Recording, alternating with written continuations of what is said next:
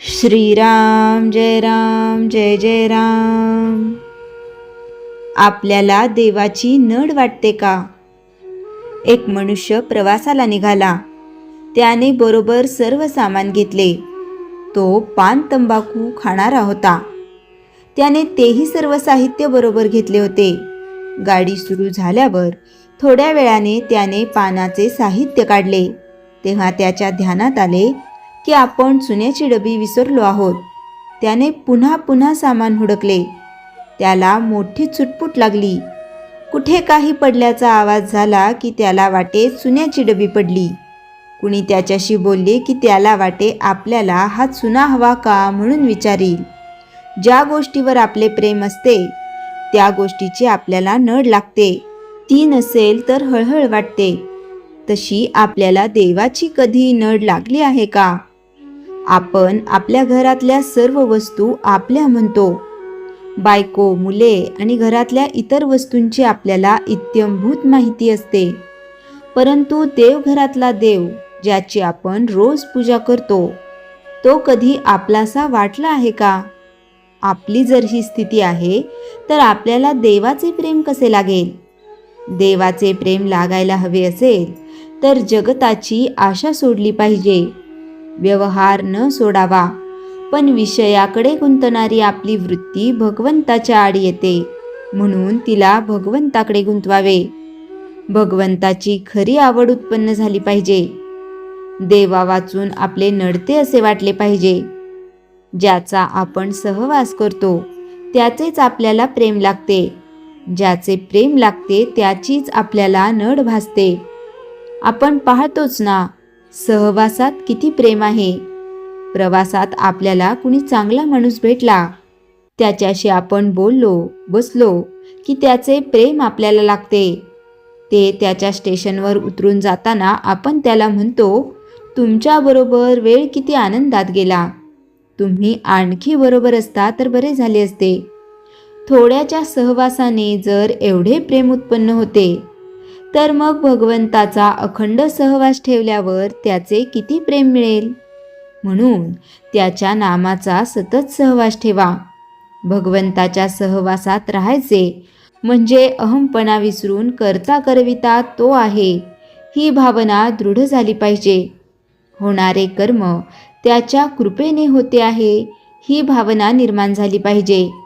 तुमची कळकळीची हाक ऐकून तो तुमच्यापाशी आनंदाने धाव घेईल. नामाने काय होणार आहे असे मनात देखील आणू नका. नामात किती शक्ती आहे याचा अनुभव नाम घेऊनच पहा. ज्याला नामाचे प्रेम आले त्याने भगवंतालाच आपलेसे केले यात शंका नाही. श्रीराम जय जय राम. चैतन्यवाणी. नामस्मरण करता करता मनुष्य क्रमाक्रमाने प्रथम मुमुक्षू, मग साधक व पुढे सिद्ध होतो. श्रीराम जय जय राम. श्री गुरुदेव दत्त. श्री गुरुचरित्र अध्याय 21. मृत विप्रपुत्र पुन्हा जिवंत झाला. श्री गणेशाय नमः. सिद्ध म्हणाला, नामधारका, ब्रह्मचार्याने मृत बालकाच्या मातेचे अर्थात गंगाधराच्या पत्नीचे मृदू वचनांनी सांत्वन केले. तो म्हणाला, बाई ग, या भूलोकी जन्मलेल्या प्रत्येकाला आज न उद्या जायचेच आहे. कोणी आधी जातो, कोणी नंतर. उत्पत्ती व नाश हे सृष्टीचक्र अव्याहत चालूच आहे. मायेच्या अचिंत्य प्रभावाने मनामध्ये ममत्व निर्माण होते. या अंतीनेच कन्या, पुत्र, पत्नी, मित्र यांची आसक्ती उत्पन्न होते. सर्व प्रकारचे प्राणी आपापल्या पूर्वकर्माप्रमाणे उत्पन्न होतात आणि देह प्रारब्ध भोगतात. मृत्यूनंतर जीवात्मा पुन्हा नवीन देह धारण करतो. अर्थात व्यक्ताचे अव्यक्त होणे आणि अव्यक्ताचे व्यक्त होणे हा क्रम चालूच असतो. म्हणून जे ज्ञानी आहेत ते मनुष्याच्या जन्माचे व मृत्यूचे सुखदुःख मानित नाहीत. अज्ञानी माणसे मात्र माया मोहामुळे नाती जोडून सुखदुःखे भोगतात. तुझेही अनेक जन्म झालेले आहेत. त्यावेळी कोणीतरी तुझे माता पिता बंधू सोयरे असणारच. त्यांच्या वियोगाचे दुःख तू आज करतेस काय? मग या जन्मात वियोग झाला म्हणून रडण्यात काय अर्थ आहे? हा देह अस्थि मांसांचा नश्वर गट्टा आहे. मलमूत्राचे अगर आहे, घृणास्पद आहे. त्याची आसक्ती धरू नकोस.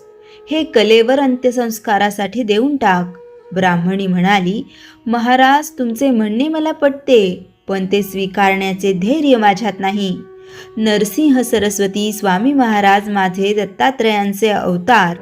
5 पुत्र गमावल्याचे दुःख मी भोगले आहे. मी त्यांना शरण गेले, त्यांनी मला अभय दिले. तुझी संतती ज्ञानी आणि दीर्घायुषी होईल असा मला आशीर्वाद दिला. त्यामुळे मी निश्चिंत झाले. पण आज माझा पुत्र मेला. माझ्या विश्वासाला तडा गेला. आता मी प्राणार्पणच करणार. ब्राह्मणीचा निश्चय अटळ होता. त्या मातेची मनोअवस्था जाणून ब्रह्मचारी म्हणाला, श्री गुरूंच्या आशीर्वादानुसार तुझा पुत्र पूर्णायुषी झाला नाही याचे तुला दुःख वाटणे साहजिक आहे. तो विश्वास ढळू देऊ नकोस. पुत्राचे कलेवर घेऊन औदुंबर क्षेत्री जा. त्याच्या बाबतीत जे योग्य आहे ते श्री गुरु करतीलच. त्याच्या आश्वासक बोलण्याने ब्राह्मणीला धीर आला. मुलाचे शव पाठीला बांधून ती औदुंबर क्षेत्री गेली. आपल्या बाळाला श्री गुरूंच्या पादुकांजवळ ठेवले. श्री गुरूंनी तिला येथेच वरदान दिले होते. तो प्रसंग आठवून ती अनिवार्य शोकाने आक्रोश करू लागली. गुरुपादुकांवर डोके आपटून रडू लागली. पादुका रक्ताने माखल्या. तिचा पती व आप्तजनही बरोबर आले होते. त्यांनी तिची वारंवार समजूत काढली. अंत्यसंस्कारासाठी प्रेताची मागणी केली, पण ती ऐकेनाच. रात्र झाली. लोक तिच्या हट्टाला अक्षरशः कंटाळले. उद्या सकाळी काय करायचे ते ठरवू असा विचार करून मुक्कामी गेली. ब्राह्मण व ब्राह्मणी कलेवराचे रक्षण करीत तेथेच शोक करीत बसून राहिली. 3ऱ्या प्रहरी ब्राह्मणीला ग्लानीने झोप लागली. तेव्हा तिला एक स्वप्न पडले. तिला स्वप्नामध्ये जटा, भस्म व रुद्राक्ष धारण केलेला, व्याघ्रचर्म पांघरलेला, त्रिशूळधारी असा एक दिव्य शिवयोगी दिसला. तो तिला म्हणाला, मुली, तू मला व्यर्थ दोष देत आहेस. तुझ्या मुलाला काय झाले आहे? थांब, मी त्याला जिवंत करतो. मग त्याने झोळीतील भस्म मुलाच्या सर्वांगास लावले. त्याच्या मुखात प्राणवायूचा संचार केला आणि हा पहा, मी तुझा पुत्र जिवंत केला आहे असे म्हणून तो क्षणार्धात अदृश्य झाला. ब्राह्मणी खडबडून जागी झाली. तिने प्रेताकडे पाहिले तर काय आश्चर्य! तो मुलगा हळूहळू उठून बसला. धावत आईपाशी आला आणि म्हणाला, मला भूक लागली आहे, दूध दे ना. ब्राह्मणीचा व तिच्या पतीचा डोळ्यांवर विश्वासच बसेना. त्यांनी त्याला छातीशी कवटाळून अश्रूंनी न्हाऊ घातले. त्या सुखाचे काय वर्णन करावे! ब्राह्मणीने मुलाला यथेच्छ स्तनपान दिले.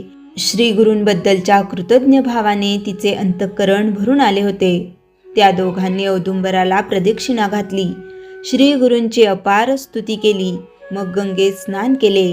रक्त आलेल्या पादुका स्वच्छ धुतल्या. त्यांची पूजा केली. दीप लावला.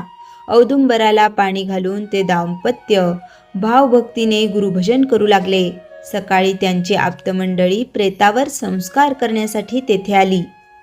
गंगाधराचा पुत्र जिवंत झालेला पाहून सर्वांना मोठे आश्चर्य वाटले.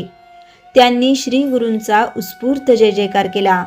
सिद्ध म्हणाला, नामधारका, असा आहे औदुंबर गुरुस्थानाचा महिमा. येथे औदुंबराला पाणी घालणे, प्रदक्षिणा घालणे, पादुका पूजन, ग्रंथवाचन, ब्राह्मण संतर्पण, होम हवन, दानधर्म, जप या गोष्टी श्री गुरूंच्या प्रित्यर्थ केल्याने त्यांची प्रसन्नता लाभून भाविकांचे मनोरथ पूर्ण होतात. औदुंबर हे त्रिभुवन कीर्तीचे गुरुपीठ आहे. या अत्यंत पवित्र स्थानी उपासना केल्याने भाविकांचे कल्याण होते. श्री स्वामी समर्थ मठ, कुरवपूर. श्री स्वामी समर्थ. श्रीराम जय राम जय जय राम. जयाच्या जनी जन्मनामार्थ झाला, जयाने सदा वासनामात केला. जयाच्या मुखी सर्वदा नाम कीर्ती. नमस्कार तया ब्रह्मचैतन्यमूर्ती. श्रीराम जय जय राम. जानकी जीवन स्मरण जय जय राम.